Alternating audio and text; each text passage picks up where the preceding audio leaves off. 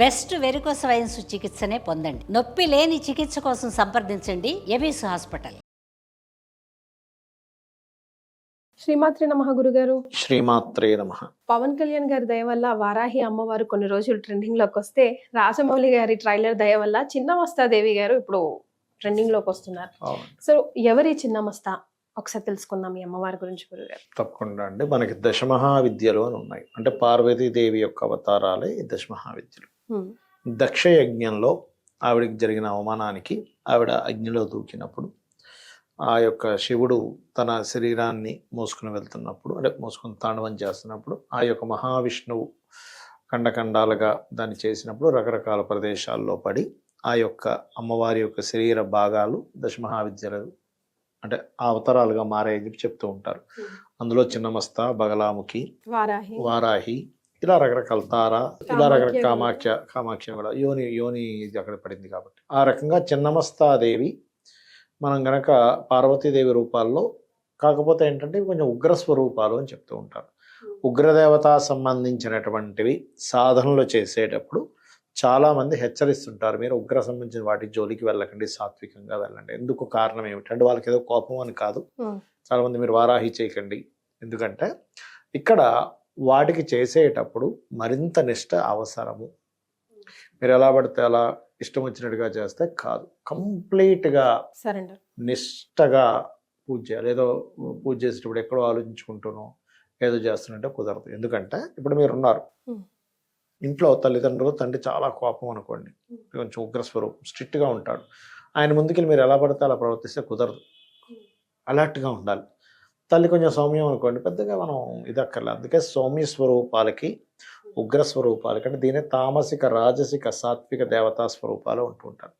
ఈ సాత్విక సంబంధించినటువంటి విషయంలో ఒక రకమైనటువంటి సాధనా మార్గాలు ఉంటాయి. ఈ తామసిక, రాజసిక సంబంధించినటువంటి సాధనా మార్గాలు ఏవైతే ఉంటాయి చాలా నిష్టగా చేసుకోవాలి. అదంత నిష్టగా చేసుకుంటే అంత ఫలితం మీకు ఉంటుంది. ఆ సాధనలు చేసేటప్పుడు ఇందులో ముఖ్యంగా చిన్నమస్తాదేవి యొక్క రూపాన్ని కనుక మీరు చూసుకున్నట్లయితే, ఆవిడ తన శిరస్సుని ఖండించుకొని ఆ శిరస్సు ఖండించినట్టుకున్నటువంటి ముండం నుంచి ఇక్కడ నుంచి ఒక 3 పాయలుగా రక్తం వస్తూ ఉంటుంది. అందులో ఇద్దరు తాగుతూ ఉంటారు. ఇంకొక తనే తన రక్తాన్ని తాగుతూ ఉంటూ తన కాలి కిందని 2 రతి చేసుకుంటున్నటువంటి వారిని తొక్కుతూ ఉంటుంది.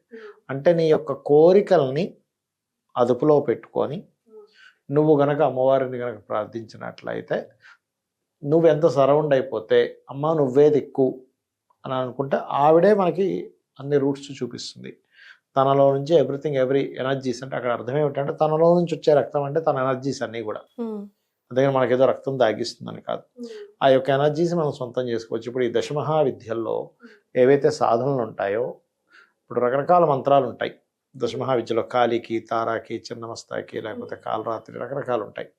ఈ యొక్క దశమహావిద్యలు ఎవరి దగ్గరైనా గురువు దగ్గర మనం కనుక తీసుకొని కనుక చేసినట్లయితే కేవలం సంకల్ప మాత్రమే వాళ్ళు ఏదైతే పని అనుకుంటే అది జరుగుతుంది. అంటే ఉదాహరణకి ఒక పని అవ్వట్లేదు, ఆ మంత్రాన్ని చదువుకొని జస్ట్ అట్లా ఏదో నైవేద్యం పెట్టి, ఇది ఎప్పుడు ఈ స్టేజ్ బాగా ఇంకా తారాస్థాయికి మీరు అనుష్ఠానం చేసినప్పుడు, అంతేగాని ఏదో మంత్రం తీసుకుని పని అవ్వాలంటే అవ్వదు.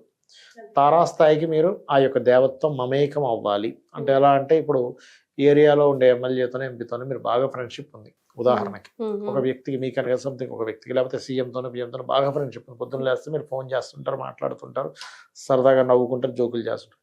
అలాంటప్పుడు ఆ వ్యక్తిని మీరు ఏదైనా ఒక విషయం అడిగినప్పుడు అది పెద్ద విషయం కాదు, ఈజీగా చేసేస్తారు. అలాంటిది అసలు ఎటువంటి మాట ఏమీ లేకుండా పక్కింటి వాళ్ళు మనం హెల్ప్ అడిగినా చేయరు. ఎవరు నాకు తెలియదు, పక్కింట్లో ఉంటాను నాకు తెలియదు, నేను నీకు ఎట్లా చేస్తాను.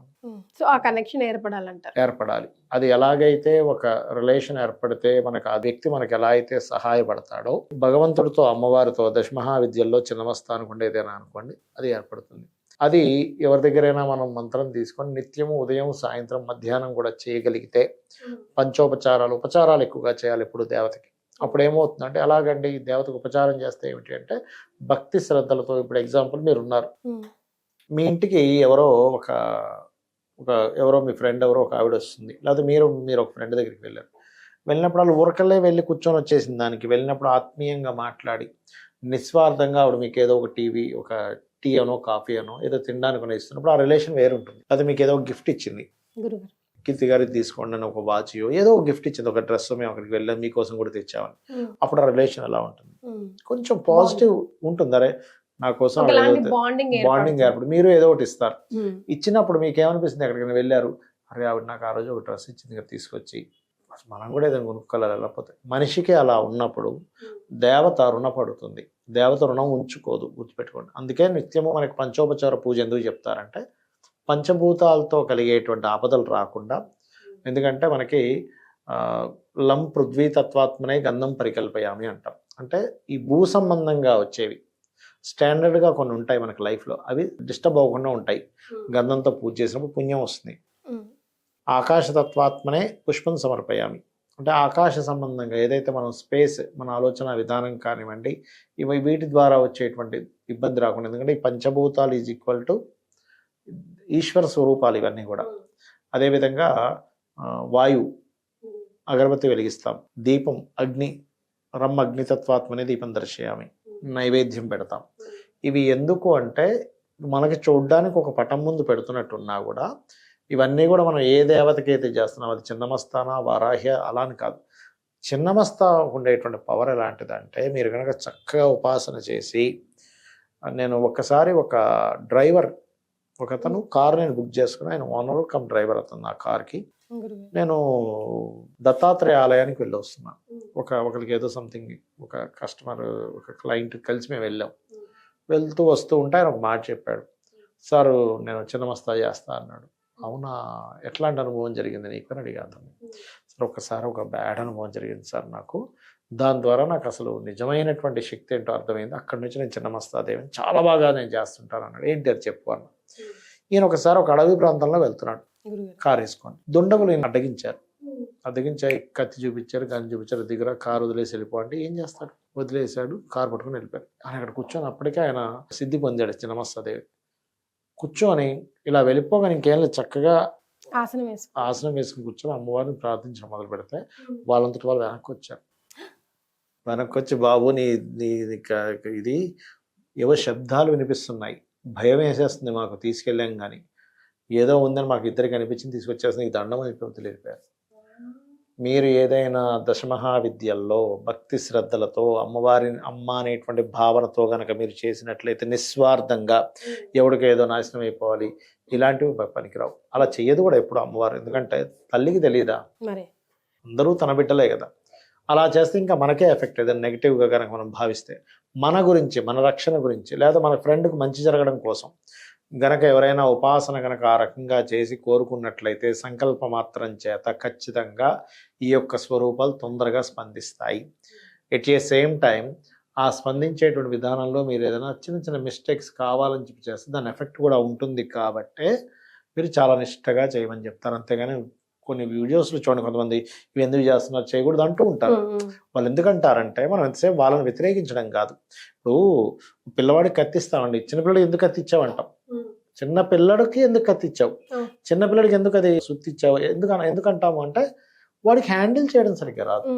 హ్యాండిల్ చేయలేని వాడు దాన్ని ఇంకెవరికైనా కూర్చోవచ్చు, లేదా వాడి చెయ్య కట్ చేసుకోవచ్చు. అలాగే మనకు హ్యాండిల్ చేసేటువంటి స్తోమత లేనప్పుడు మన చేతికి ఇవ్వకూడదు. కాబట్టి చాలా మంది పెద్ద పెద్ద వాళ్ళు కొంతమందిని వ్యతిరేకిస్తుంటారు. అంతేగాని మరొకటి ఏం కాదు. అలా వ్యతిరేకించే వాళ్ళని కూడా వెంటనే వాళ్ళని వ్యతిరేకించడం కాకుండా అర్థం చేసుకొని ఆలోచించాలి. So Chhinnamasta Devi so very powerful God, చేస్తే మాత్రం శ్రద్ధ భక్తులతో చేయాలంటారు. ఎగ్జాక్ట్లీ. చాలా సంతోషం గారు. శ్రీమాత్రే నమః.